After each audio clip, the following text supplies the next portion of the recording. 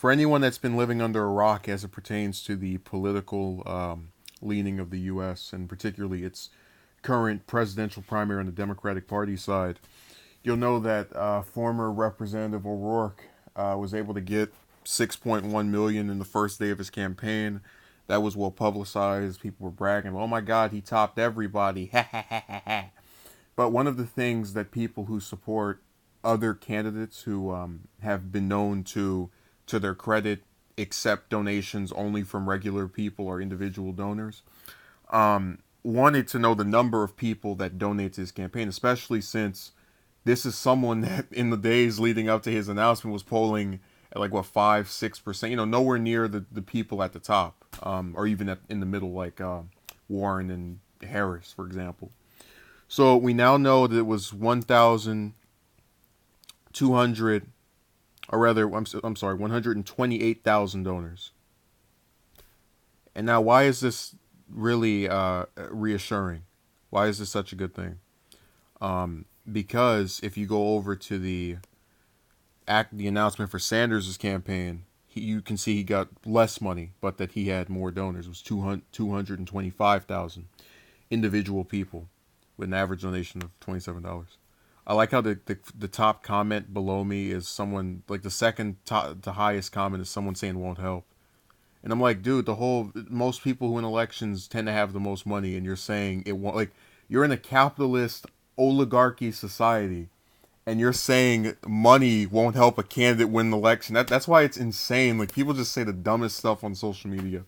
Particularly, they type it, because when they actually state it in real life, it seems even stupider. But that's why a lot of people, including myself, are not actually that worried about him, because you might say to yourself, "Oh my God, average contribution of 47." Here's the thing: the max amount people can donate is 2,700. So if you have less people who are giving more, they're eventually going to max their thing out.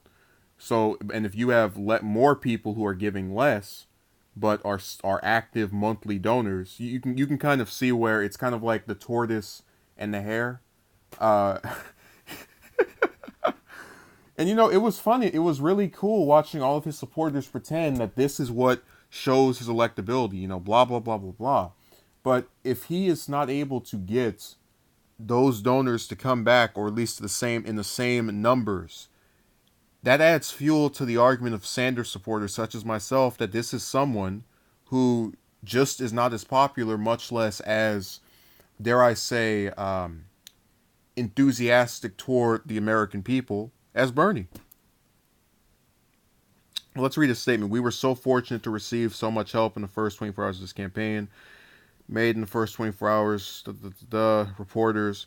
And it was weird. It took him a while to put out that statement, because we knew the number of people within the first day of the campaign that had donated for Sanders. And it's just, I think there's some trickery going on behind the scenes. Personally, I think that he's not actually just, I don't think he's sworn off PAC money. I think that he is he's getting individual donors to some extent, but that there is someone in the background, or some figures in the background, who actually are pumping him up.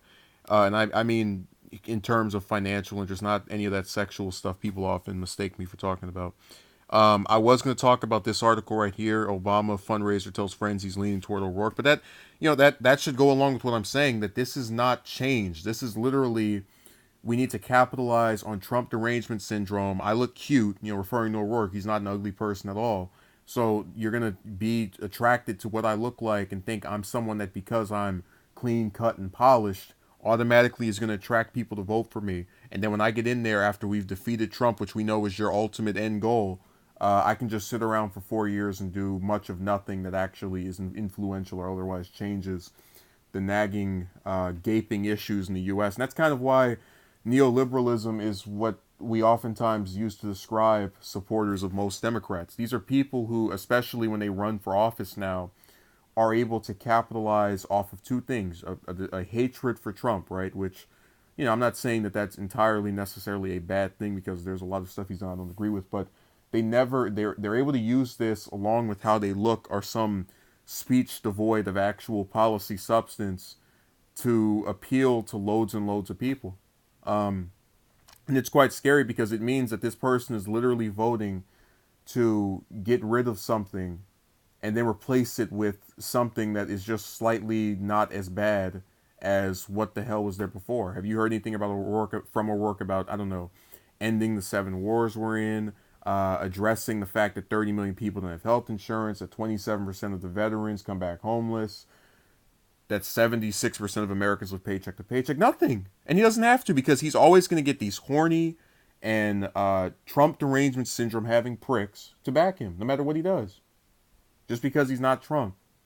So that should tell you why these donations came in. But it's also, if you're a Sanders supporter, give you reaffirmed hope, because it's still less people than Sanders.